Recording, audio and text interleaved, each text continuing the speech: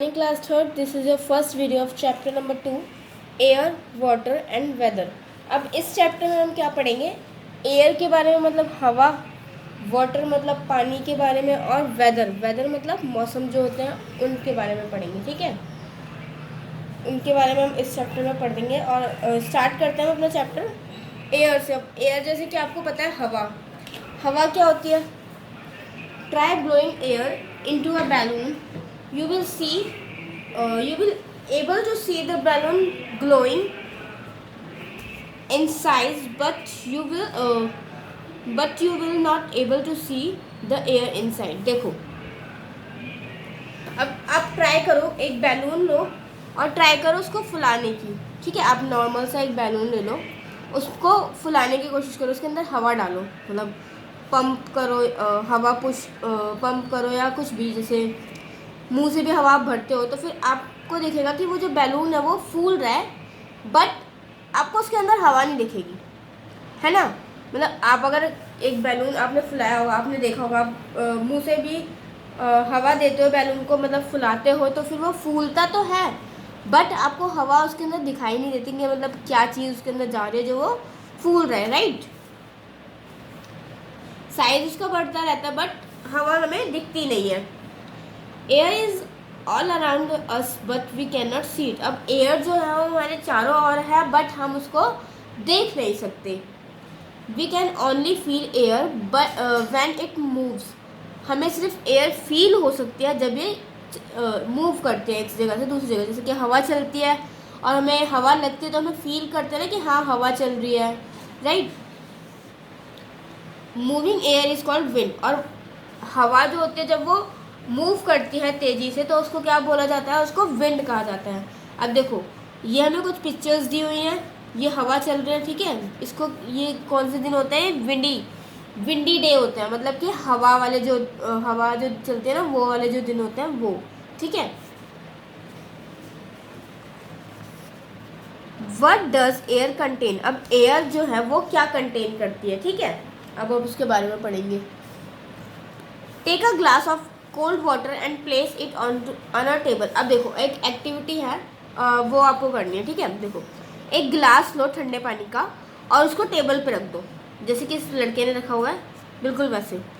Soon you will notice water drop sticking on the outer part of the glass. अब देखो, आप बहुत जल्दी ये देखोगे कि आप ठंडा पानी का ग्लास आपने टेबल पे रखा, और आप बहुत जल्दी ये देखोगे कि जो ग्लास के बाहर का जो पार्ट है उस पर क्या पानी की बूंदें आ रही हैं। Where does this water come from? अब ये जो पानी जो बाहर आया ग्लास के बाहर, वो पानी कहाँ से आया?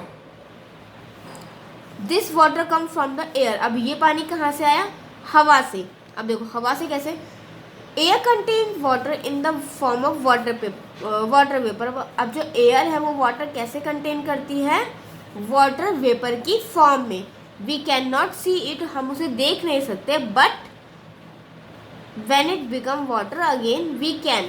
जब ये वाटर दोबारा से बन के आती है तब हम देख सकते हैं, और तब हमें पता चल जाता है, ठीक है। Air contains important gases like oxygen and air जो होती है वो इम्पॉर्टेंट गैसेस कंटेन करती है, जैसे कि ऑक्सीजन हो गया, कार्बन डाइऑक्साइड हो गया, ठीक है। अब हमें ऑक्सीजन की ज़रूरत होती है जीने के लिए, सांस लेने के लिए। Air contains dust particle and germs. और जो एयर होती है वो डस्ट पार्टिकल्स और जर्म्स भी कंटेन करती है। These dust particles are germs present in air and can stick to our body easily. That is why देखो, जो ये पार्टिकल्स होते हैं ना, वो क्या करते हैं? वो बहुत जल्दी जो गंद होता है और जो जर्म्स होते हैं वो हमारी बॉडी पे चिपका देते हैं, मतलब बहुत जल्दी चिपक जाते हैं। इसीलिए हमें नहाना और अपने हैंड्स को वॉश करना खाने से पहले, हमें अपने आप को साफ रखना है, इसीलिए इम्पॉर्टेंट होता है, क्योंकि जो पार्टिकल्स होते हैं वो गंद को और जर्म्स को हमारी स्किन के ऊपर, हमारी बॉडी के ऊपर चिपका देते हैं, ठीक है।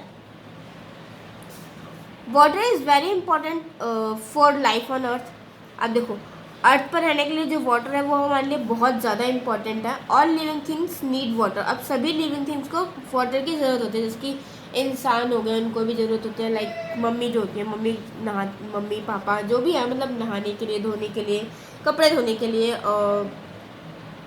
खाना बनाने के लिए। प्लांट्स को भी इवन पानी की ज़रूरत होती है। जब तक हम प्लांट्स को पानी नहीं देंगे तो बड़े कैसे होंगे, है ना। बड़े नहीं होंगे तो पेड़ नहीं बनेंगे, पेड़ नहीं बनेंगे तो हमें फ्रूट्स कहाँ से मिलेंगे, राइट। तो पानी जो है बहुत इम्पॉर्टेंट चीज़ है।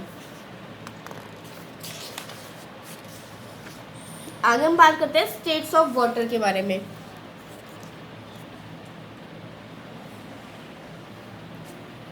अब states of water, take ice cubes on a plate. अब हमने एक प्लेट पे आइस क्यूब्स लिए कुछ, ठीक है।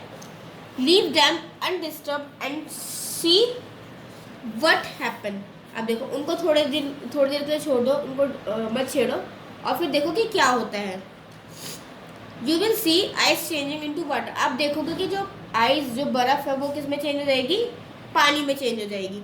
दिस इज कॉल्ड मेल्टिंग, और इसको क्या कहा जाता है, मेल्टिंग। अब देखो बर्फ या आइसक्रीम, जब वो आप उसको फ्रीज में से निकाल के बाहर छोड़ देते हो तो क्या पिघल जाती है ना, वो पानी में चेंज हो जाती है, राइट, पिघल जाती है। तो इसका मतलब क्या होता है, वो चीज़ क्या कहलाती है, वो प्रोसेस कहलाता है मेल्टिंग। मेल्ट मतलब कि पिघलना। Now ask your mother to heat water on a gas stove. अब अपनी मम्मा से पूछो कि जो हमारा जो वाटर है उसको हम गैस पर गर्म कर लें, ठीक है। After some time you will see water escaping out of the container in the form of steam. अब देखो, आप कुछ देर बाद ये देखोगे कि जो वो पानी है, वो बाउल जो भी हमारा कंटेनर है जिसमें हमने पानी गर्म किया, वो कैसे निकल रहा है, उसमें उसके अंदर से भाप के द्वारा। देखते हो ना आप, मतलब कोई भी चीज़ लाइक सब्जी भी बनती है और तो आपने देखा होगा वो जो धुआं सा निकलता है, भाप निकलती है ना उसकी, हम उसको कवर करके रखते हैं, सब्जी बनाते हैं या पानी जब हम कुछ भी करते हैं कवर करके रखते हैं। जब वो हम हटाते हैं उसके ऊपर से जो कवर हमने किया हुआ, ढक्कन वगैरह जो भी होता है, हम उसको हटाते हैं तो हम क्या देखते हैं कि भाप निकलती है, स्टीम के द्वारा वो जो पानी होता है वो निकलता है। तो उस प्रोसेस को हम क्या बोलते हैं, बॉइलिंग, ठीक है।